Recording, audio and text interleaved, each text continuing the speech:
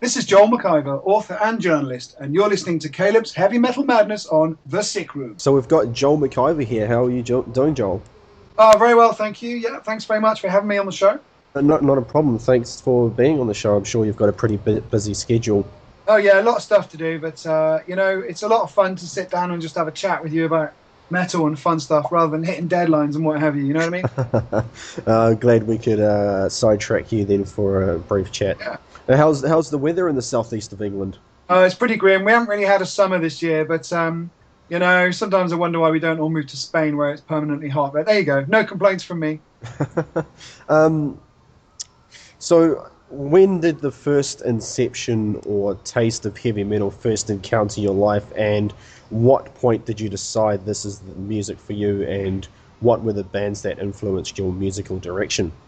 Well, it's funny because I had a fairly late introduction to heavy music. I remember when I was a teenager, typical 80s kid, when I was, 13 or whatever, all I used to listen to was stuff like Duran Duran and Soft Cell and all the synth kind of stuff.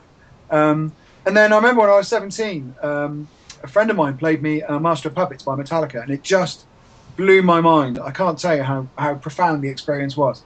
It was something to do with like the kind of the wall of sound and the speed of it, and the lyrics were really clever, and the themes were really apocalyptic. So after that, I got into Slayer, and then after that, it was more of the sort of big four of thrash, then into the death metal thing, and I still listen to loads of other music. But I guess metal is what you call the cornerstone of what I listen to on a daily basis. And if I've written books that aren't just on heavy metal, but I guess I'm best known for writing on that subject. And what was your first? What was your motive? I guess behind the books you wrote on bands as an entirety, not just single musicians. So were you trying to expose the story behind the band? To basically give the fan, I guess, a better idea about the band's background as well as just the musical. Exactly, yeah. What you're trying to do is provide information in a book that can't be got anywhere else, right? So in this day and age, in the internet era, you have to ask yourself, well, I could write a book about Metallica, but they can just the kid who's going to buy it could just go straight to Wikipedia or the internet and read about Metallica. So what reason can I give them for spending, $30 or £20 or whatever on my work? And the answer is you have to provide information which can't be got anywhere else. And the way to do that, if you're telling a sort of factual biography, as I usually am, is to go straight to the original source. Find people who haven't spoken before, find a new perspective, find a new angle, uncover the truth, sort of dig deeper, challenge the sort of received wisdom about what happened, and generally try and tell an informative, entertaining story. And that's really what I try to do. So, on the subject of influential entities as a journalist and author, who have been some of your most important influences, author and music journalist-wise? So, are there any particular... Yeah, when I was a teenager, I remember I used to read Kerrang! Magazine fairly religiously. And Mick Wall, who's now become a good friend of mine, was their star writer in the 1980s. And I learned a lot from reading Mick's stuff. There's a guy called Dave Ling who writes for classic rock. He used to write for, I think it was Raw magazine, which you may not have got in New Zealand, but it was a sort of short-lived kind of Kerrang! Really, in the early 90s, I think. He was a big influence on me. And then I used to read the sort of the normal press as well, nothing to do with metal, magazines like Q. There was a writer there called Tom Hibbert. The late Tom Hibbert actually died last year. And he was a hilarious writer. So he used to just rip the piss out of his interviewees relentlessly. And I used to think, my God, you can't do that. And then, you realise as time passes that actually you can. So those are three guys who were particularly influential on me. But, I just, as a teenager, I just absorbed everything, whether it was TV and films and, culture and poetry and novels and fantasy fiction, everything really, all comes together in the end somehow. So is there any one particular that has directly influenced your way of visualizing the concept for your books? Like who would you consider the greatest of the great that helped you with the direction that you're going with your books? Well, I'm not sure if I would nominate any one figure. I mean, there's the guys I just mentioned, but really you kind of get started, and if you're magazine trained like I am, I worked on Record Collector magazine for 6 years, you learn how to write quickly and well, in a way that is accurate and doesn't require an awful lot of editing. That's always a good sort of training to have. So it's not so much that individual people, sort of influenced me. It was more that I kind of pushed myself, to try and do these books as well as I possibly could. And to date, what has been the best feedback you've had from a fan about any one of your books? Well, I've become good friends with Adam Deuce, who's the bass player in Machine Head. I was talking to him a while back, and he told me that when he read my Cliff Burton book, he felt he knew Cliff quite a lot better from reading it. And that was the ultimate compliment to me. Not only because Deuce is someone who I respect because he's a man of sort of integrity and he's travelled the world and achieved an awful lot in his own lifetime, that many people can hope to equal. But also because that was exactly what I wanted to do with Cliff. He's this legendary, iconic member of Metallica who died years and years ago. You would think his story would have been told by now in its entirety, and it has. But what I wanted my book to do was try and reveal the man behind the myth. So when Deuce told me that, and a few other people had told me the same thing, it meant an awful lot to me. So, I've been lucky. I've had loads and loads of very, very complimentary reviews over the years, and a lot of emails from readers. A lot of messages on the various social media. I met a few of the guys, who read my books and had a beer with them. So I'm very lucky. I reckon over the years, all the thousands of messages I've had, about 90% have been positive, and only 10% have been, fuck off, mate, you English fucker. I've had a few of those, but not many, so I'm quite lucky. And on that subject of Cliff Burton, did you feel a kind of emotional connection to, I guess, Cliff and Metallica while you were writing that book? Oh, yeah, massively. See, what I had to do was tell a story that's actually an incredible tragedy, right? And you can't tell that story without getting slightly involved emotionally.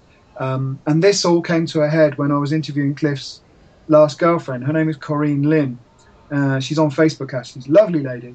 And without a doubt, she and Cliff would have settled down and got married had Cliff not been killed in '86. So, it's kind of weird, really. I was doing this book and I was interviewing her, and I had to ask her, look, how did you hear that he died? And that was clearly like a grim memory for her to revisit, and it was really tough for her, but she fought through it and she did it really well. But when you see someone all these years later go through that kind of emotional sort of anguish, then you can't help but get involved yourself. You know what I mean? Yeah. And going on that same subject with Metallica, with your books, and Justice for All the Truth Behind Metallica, which is a particular favourite of mine, I remember you mentioning that you didn't really ask for permission about writing those books. Did you have any fear of backlash from either the band himself or from either the readers or fans of Metallica? And if so, how did you deal with the negative feedback, if there was any?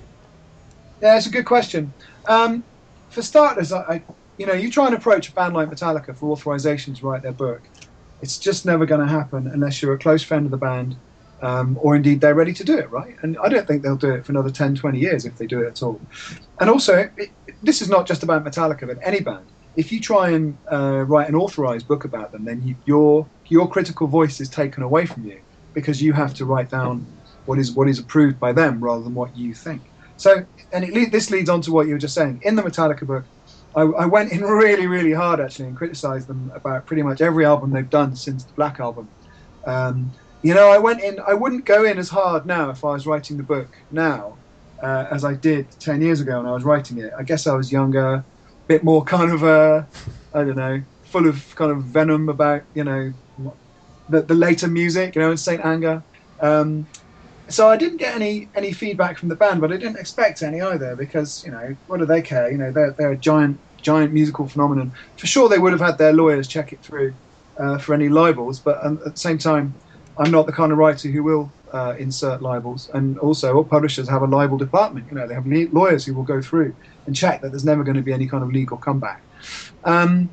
As for the readers, most of the readers agreed with me. They thought that the Load albums and that Saint Anger were just crap. And I don't remember anyone saying, "Oh, you're out of line for stating your opinion so vehemently." There are a few people who said, "Look, you could have made this book a bit less opinionated and more factual." But the reality is that it was factual and opinionated. But no, it was fine. Negative feedback doesn't bother me really. If someone writes to me and says, "You know what, you're a wanker," then that just rolls off me. If someone writes to me and says, I think you did a bad job on one of your books, and this is the reason A, reason B, reason C, that I will take seriously. And I'll think, okay, this person's taken the trouble to write to me. Let me try and understand what the argument is. But you know what? All you can do with anything, whether you're writing a book, whether you're doing a radio show like you, whether you're, I don't know, whether you're a chef or an artist or a sculptor, is you just have to do your best. And if you don't hit bullseye every time, then you just try again harder next time. That's always been my philosophy. It's quite a long answer. Sorry, I hope I'm not rambling on. No. Talk as much as you want. The whole point about the interview is, for you to speak as much as you feel you want to speak. Oh, you can always hack it in the editing process. Yeah, that's the idea as well. Just got it down to about 30 seconds. We have a fan question here from Nikhil Jade of Cambridge in New Zealand. Nikhil wants to know if you would be open to review unsigned bands' music, and B, how close can we expect a book on James Hetfield, if there's going to be one anytime soon? Well, a friend of mine called Mark Eglinton actually wrote a James Hetfield biography about 2-3 years ago. So that's already out there, and he did a good job, so there's really no need for me to do one. As for reviewing unsigned bands, yeah, in the magazine I edit, Bass Guitar Magazine, we have a big review section. So yeah, if Nico wants to get in touch with me via email, then I can make that happen.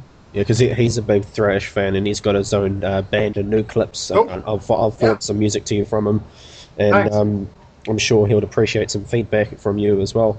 Cool. And what can we expect with your next encounter? What have you got planned for your next book? Well, the next book that's coming out in about 3 weeks from now is my Machine Head biography, which is called Inside the Machine. That's coming out as sort of a global release. There'll be an Australian one, American one, British one all at the same time on Omnibus Press. And that book has turned out really well. I got sent my advance copies the other day, and it looks killer. I got the foreword written by Chris Kontos, who was the drummer in the band on the first album, Burn My Eyes. And I'm really pleased and really excited about this. It's turned out really well. It's my 21st book. Wow.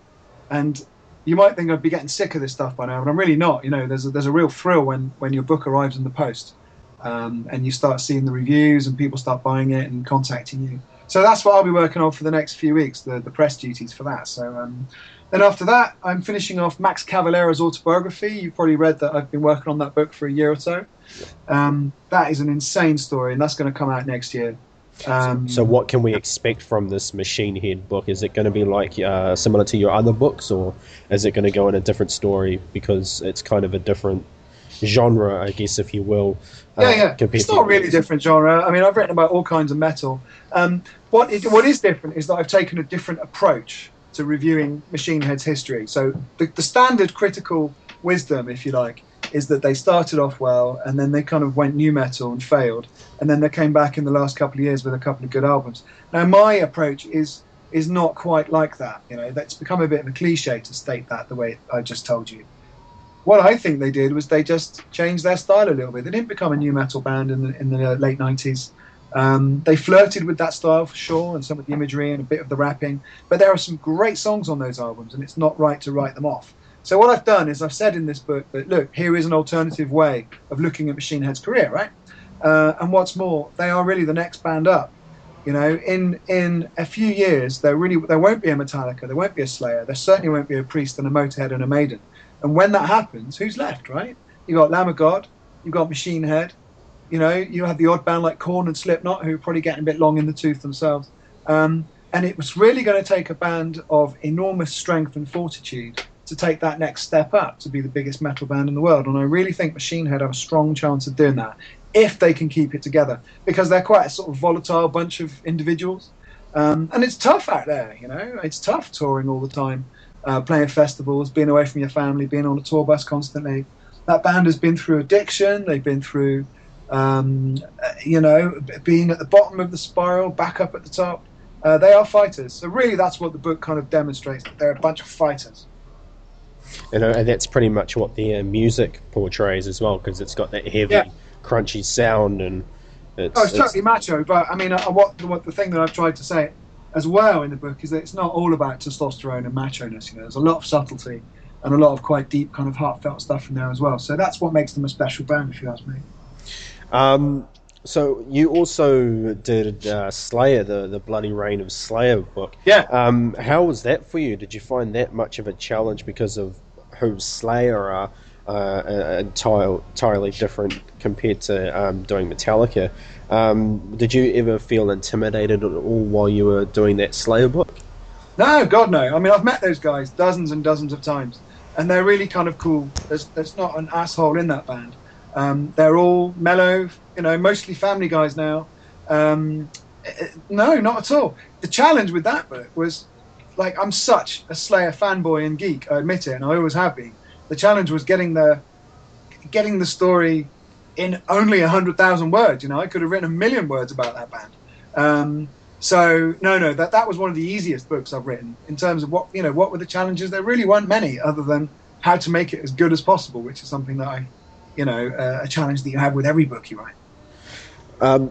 Some people, they connect music and emotion together, and that influences them to write music. Is this the same sort of scenario for you when you write a book? Do you have that emotional connection that kind of drives you to write the book? Yeah, no, that's a good question, and it's absolutely right. You can't really spend 6 months of your life writing 100,000 words or whatever it may be about something that you're not interested in and something that doesn't resonate emotionally for you. What you said about music occupying an emotional role in your life, I could not agree more. To me, I'm one of those guys that will put some headphones on and let the music sort of take you away somewhere, kind of sweep you away from your life to go somewhere else. It's always been that way with me. I've been a music obsessive my whole life, and that certainly does come into play when you write a book, right? It's you've got to have that emotional connection. And are there any artists that you haven't interviewed, you haven't done for your book yet, that you really would like to write, or a band that you would like to write a book about in the near future? Yeah, there's a few. And not necessarily metal bands either. I'd quite like to write a book about Tom Waits. Are you familiar with him? No, not. He's this kind of legendary crooner and sort of jazz musician from the 70s. He tours regularly. He's an actor as well. You've probably seen him in a couple of Robert Altman films, and he was also in Bram Stoker's Dracula. Check out Tom Waits if you or your listeners are interested. This stuff is amazing. And he's one of those really, really deep characters. He's a bit mad and a bit weird. Kind of almost like a sort of a satanic Frank Sinatra, that's kind of what he's like. Let's see, I'd like to write a book about Prince. You know what? I'm getting more into writing people's autobiographies lately. So I told you I'm doing Max Cavalera's book. And the great thing about co-writing someone's autobiography is that it's just fascinating. You get drawn into their inner circle. You hear the deepest stuff about their lives. You meet the most amazing people. So I'm doing his. There's a couple more coming up next year that I'll talk about a bit more when the time is right. But that's always an interesting thing. So, for example, if I don't know, James Hetfield or Geezer Butler or one of my heroes came to me and said, "Look, I need someone to co-write, my autobiography," that would be probably more interesting at this point than just doing a straight biography of whoever. So you don't get people coming to you to do that as it is now, or is it just something that you? No, I do. About? I do a lot. People ask me to write their autobiography, and either. Who's been the most recent one, other than the ones that you've told us about with Max Cavalera and Chris Kontos with Machine Head? Well, no. To clarify, I'm not writing Chris Kontos' autobiography. He just wrote the foreword for the Machine Head book I've done. No, when I say writing someone's autobiography, I mean actually telling their life story. You sit down with them and you write their book, about their life, which is what I'm doing with Max. There are a couple of big names actually, but I can't really talk about them just yet. We'll talk about it when the book deals are confirmed in 2013. And hopefully I'll come on your show again and we'll talk about it. Oh, absolutely. Would love to have you on again. But it's there are a few musicians have come and said, "Look, would you like to work with me on my book?" And it hasn't happened for whatever reason, possibly because they don't want to pay the amount of money that I demand. That occasionally happens. What sort of figure? No, I can't tell you that. It's a lot of money. It's a big chunk. So you can't give us an estimate either. No, it's a big chunk of money, but it's a commitment. What you do is you commit to spend a year or more or 2 years working closely with someone on writing their book, and that's not going to be a full-time occupation. but nonetheless, it's a major endeavor, and you know, it's someone like me who's got a little bit of history as a writer is probably going to command more of a fee or more of a percentage than someone who isn't. So there've been a couple of people come to me and say, hey, you know, how would you like to be my co-writer? And I said, sure, here's what it will cost you. And they've kind of gone, and run away. But that's that's the way it goes, I'm afraid. So basically, what I was gonna going back to that Truth Behind Metallica book.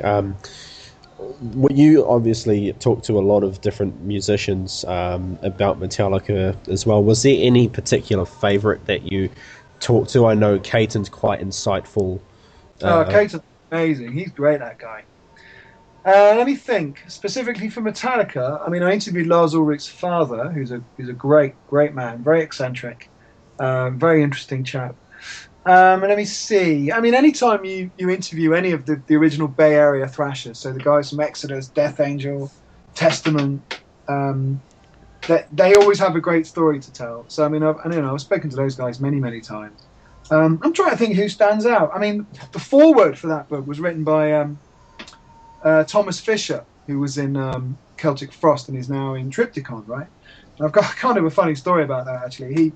He was like this hero of mine. Always loved Celtic Frost, always did. And I contacted his manager back in 2002, and I said, I'm doing this book on Metallica, would you like to write the foreword? And back then, he wasn't in the public eye so much. He was, you know, Celtic Frost was on hiatus. He had a little bit of work going with his band Apollyon Sun. And suddenly I got this phone call in my office, and it said, "Hi, this is Thomas Fischer, you know, from Celtic Frost." And I was like, "My God, my jaw hit the floor." I was like, "That's amazing, you know, thanks for getting in touch." And he was telling me how they were recording their new album, which at the time was Monotheist. And for a joke, I said, "Oh yeah, at some point, Tom, do you say ooh, ooh, you know, like he does on all his albums?" And as I said this, I thought to myself, "Don't say this, you idiot. You know, it's really rude." And there was this like silence, and I thought I'd pissed him off. And then he started laughing, thank God. But it was just a funny moment there where I thought, hang on, you're being a little bit too familiar with this great man, you know. So that's a memory that stands out, definitely. Speaking of standing out, did you find that there were any musicians that had quite a big ego about them, and how do you deal with such musicians' ego or personality? There's a few. I'm trying to think how to name this without getting into trouble. There's a particular heavy metal drummer, right, who I've interviewed a bunch of times. Nice guy, but his starting position is just that he is awesome and amazing, and you kind of go from there, you know. He's like, "Hey, I'm brilliant. Now let's talk some more about me." And no, I can't really say who it is because he's a nice guy and very sort of active. But there have been a few people like that, and you know what? In that case, it's justified. They're allowed to have giant egos because they're incredibly talented and they've done a lot with their lives. I've never really met anyone who was a total dick. I remember having an interview with John Bon Jovi once, and he was just a bit uninterested, and he was a bit of a pain, and I didn't really enjoy it, and I don't think he did either. Most of the time, though, interviews are good fun. You know, they're there for a reason. You know, people want to talk to you about what they're doing, and they're happy to be interviewed. So most of the time, it's been fine. A couple of people, you know, sometimes you interview people and they're like hungover, or they're tired, or they're rushed for time, or there's a PR person kind of hanging around over your shoulder like a dick, which is really annoying. But when all those things aren't a problem, then normally it's a really good experience. I mean, I've interviewed like 1,000 people now, and they're all, you know, 99.9% have been good experiences, I'd say. And have you found that any of the titles that you've done have helped that particular band's career, or helped to expose them further to different, I guess, different more fans? Have you found that those bands have come to you and said, "Oh, hey, your books have helped us to get more respect from"? Yeah, you know, I have. I was just thinking this the other day. Someone came out and said, I can't remember who the hell it was. And I'm not holding this back. I definitely will tell you, but I can't remember who it was. Some musician came out and said, and said exactly what you just said. So I can't remember, man. I mean, I've seen musicians that I've written about reading my books, you know, and liking them, or, you know, not liking them, as the case may be. But I'm not sure if many of them have said, yeah, this has really been a massive boost to our career. Yeah, not really sure about that one. Because with some of the bands, Metallica and Slayer in 2003, I think the Justice was Truth Behind was released or something like that. That was kind of Metallica's, I guess. They were kind of trying to claw their way back into popularity. Do you think that book would have? This is going on that same question. That book would have helped the fans sort of come back into that Metallica circle? Because not really. I would love to say that about my book, but what you have to remember about Metallica is they are the Led Zeppelin of this generation. And they are massive. No matter what I or anyone else says or writes about them, it won't make any difference. They will always be huge until they decide not to be huge anymore. That's what you have to remember about them. And so, have you ever thought about such a person that you've interviewed that you do not want to interview again at all? So you can name and shame here. Oh well, John Bon Jovi for sure, for the reason that I just said. He doesn't like doing press, and there's no point in talking to someone who doesn't want to be there. Let me think. Everyone else has been pretty good. I can't really think of anyone who's kind of pissed me off as a journalist. There've been a few like people who aren't musicians, like managers and publicists, and I don't know, PR people who are a bit special when it comes to dealing with other humans. But no, musicians I find are a friendly bunch, possibly because I'm a musician myself, so we've got something in common. So you want to talk a little bit about your band, just to give yourself a bit of a plug? I'm not in a band. I do play bass semi-professionally and a bit of guitar as well. I've been in bands, but nothing that you would ever heard of, just bands that... You did a little Cliff tribute. That's right, yeah. I've done a couple of them, actually.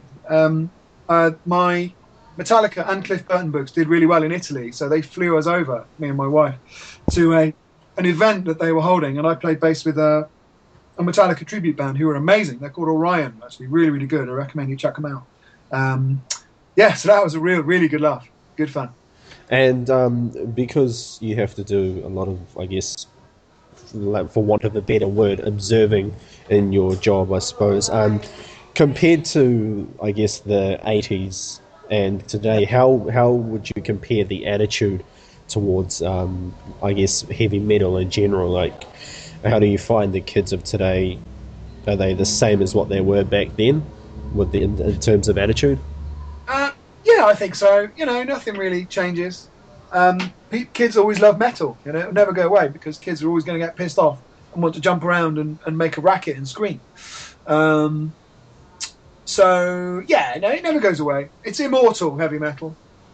And just a quick fire, just a shot out of the can, your top 10 metal bands and why? Wow. Okay. Definitely pre-1990s Metallica, just because they're the ultimate melodic thrash band.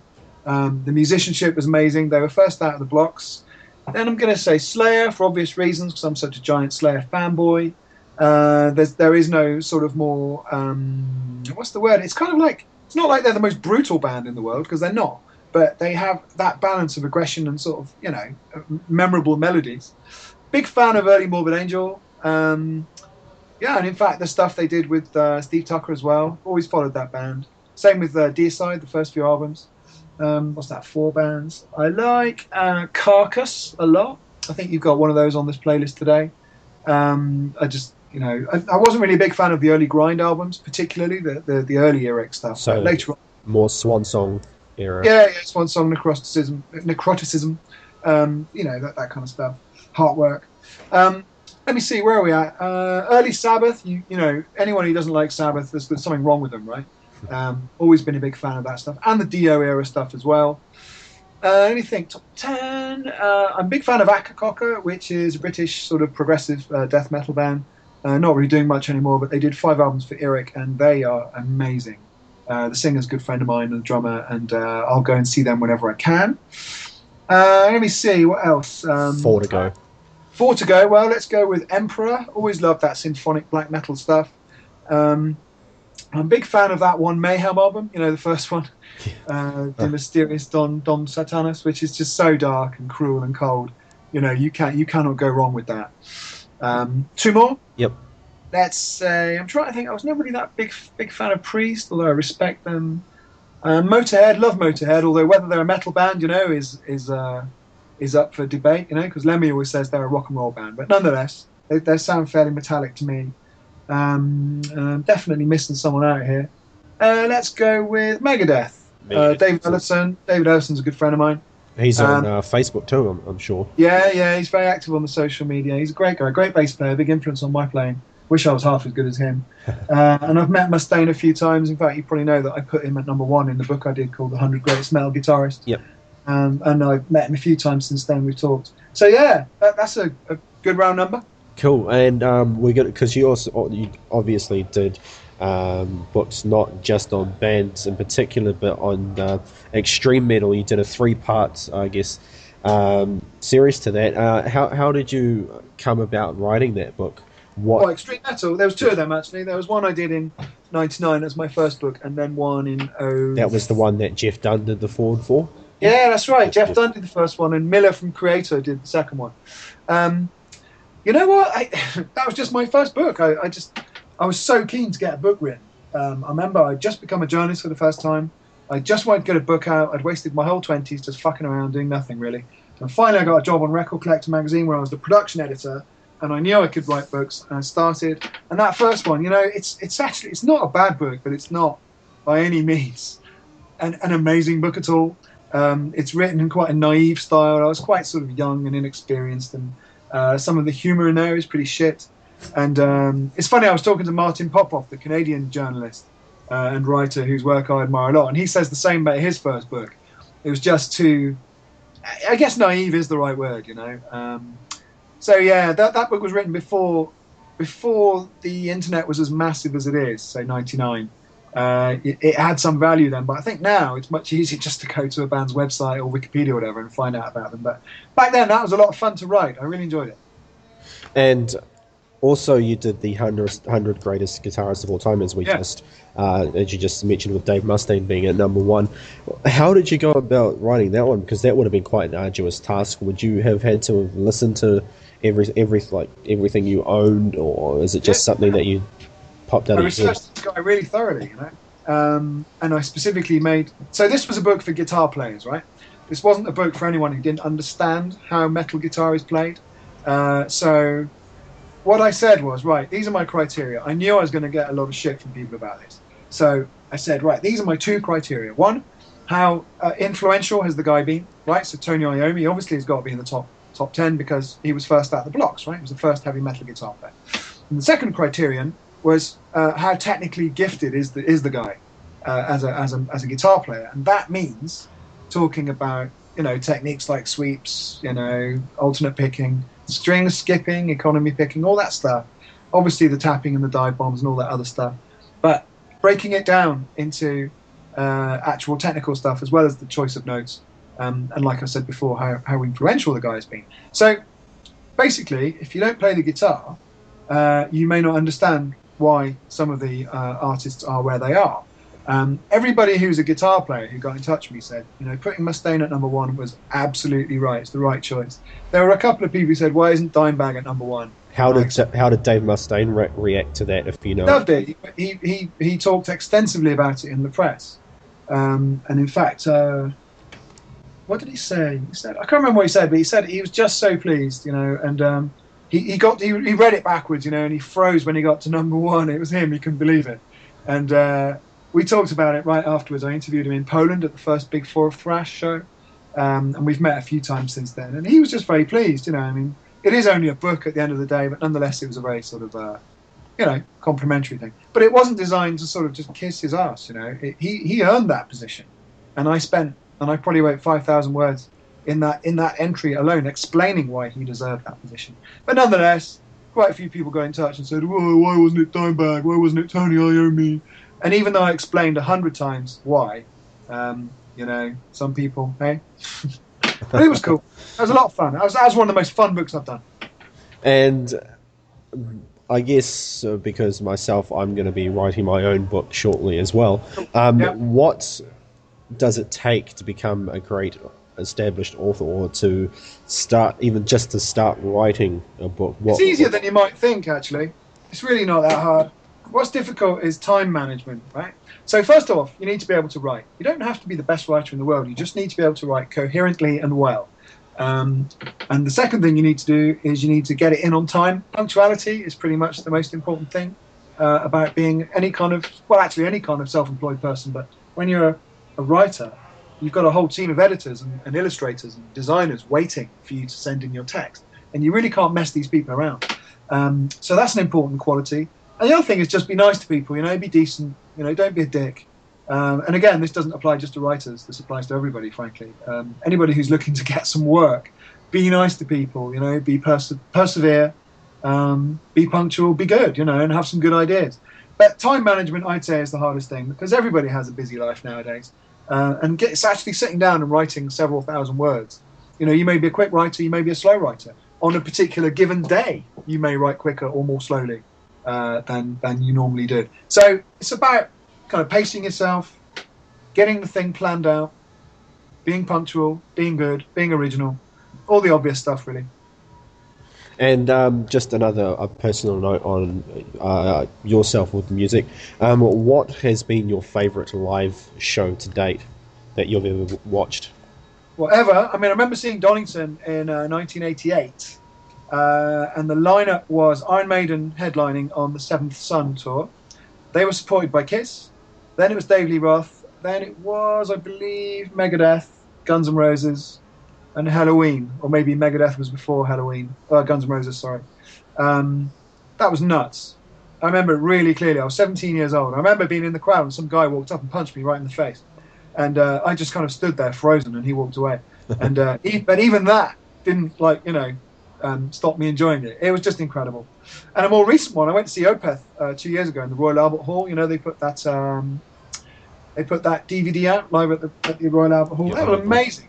I had tickets. We had tickets very close to the stage, and they played the whole of Blackwater Park, and then they played a bunch of other songs. It was nuts. It was amazing. That is such a great band.